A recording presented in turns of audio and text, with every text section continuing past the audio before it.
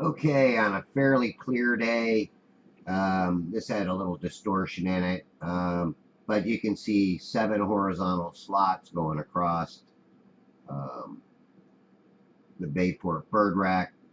I should say horizontal panels, and that's including the top one. But I just wanted to put this out there to show people what it does look like on a fairly clear day. And this isn't my clearest. I had actually better video that I could have found, but I would have had to change out one of my hard drives, which would have made it harder. But anyhow, the whole purpose of this was to do a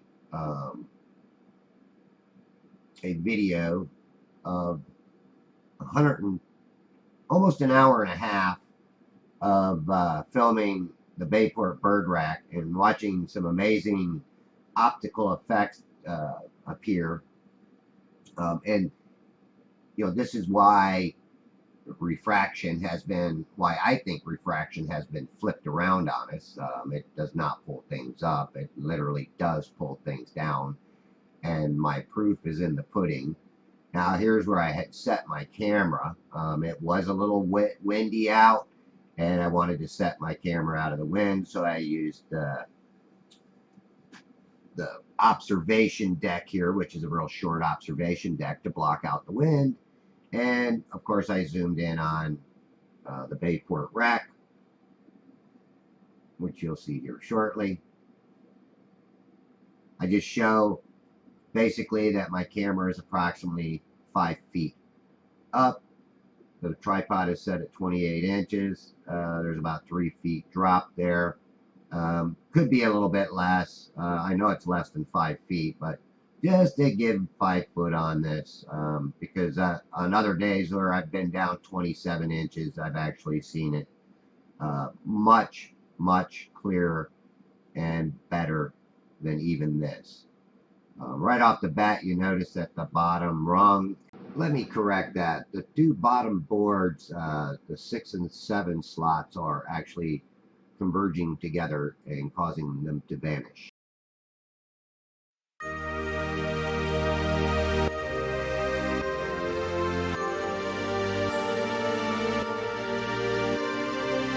Ashes to ashes, and dust to dust.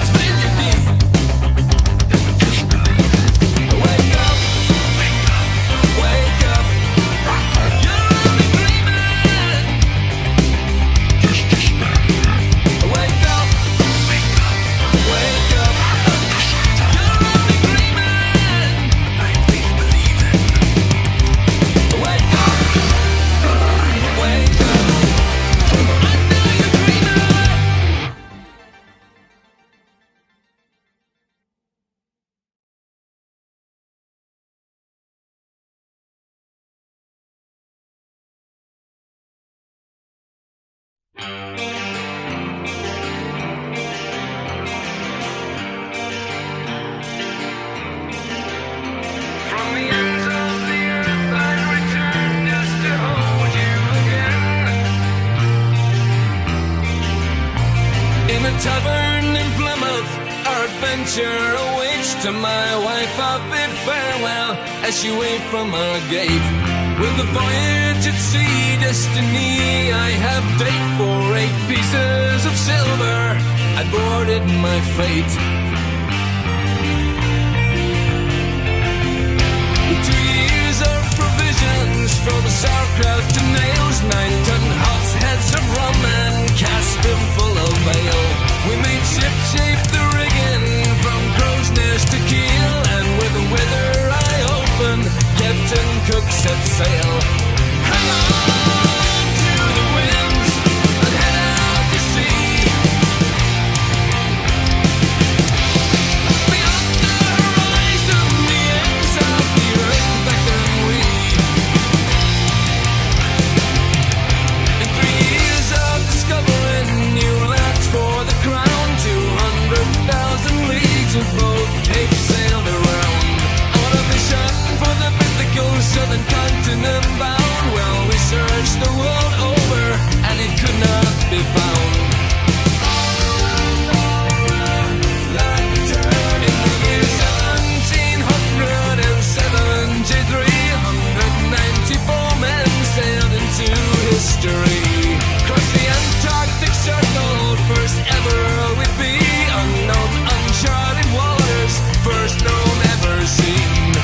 Hang on for your lives, we preach and you see. Onward beyond the horizon, the ends of the earth there they be. From the heavens of lush Polynesia, a dream paradise, to a great barrier reef of impassable ice. Frozen islands, volcanoes 12,000 feet high, rising up one above other and into the distance. And every attempt impenetrable resistance, gigantic glacial mountains lost through the clouds to the sky. There's no way through to go. Horizon, like the edge of a wheel. There's nowhere around to go. Like the edge of a wheel. At the end of the earth.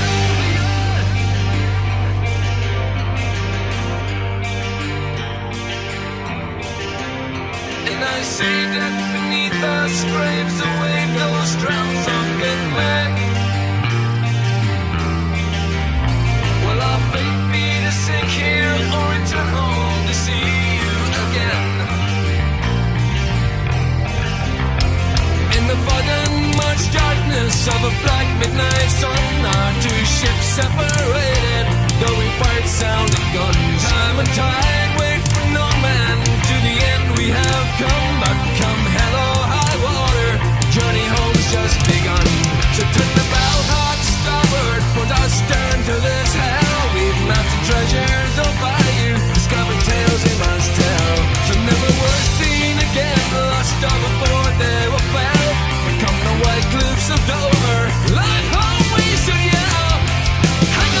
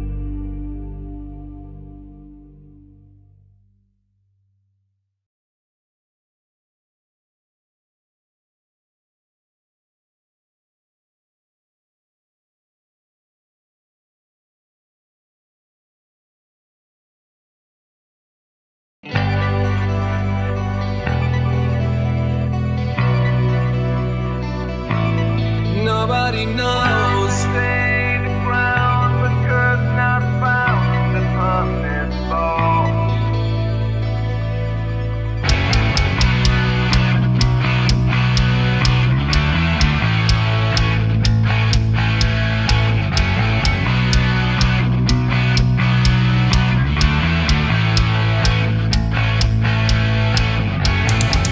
Just give me one good look up to your face.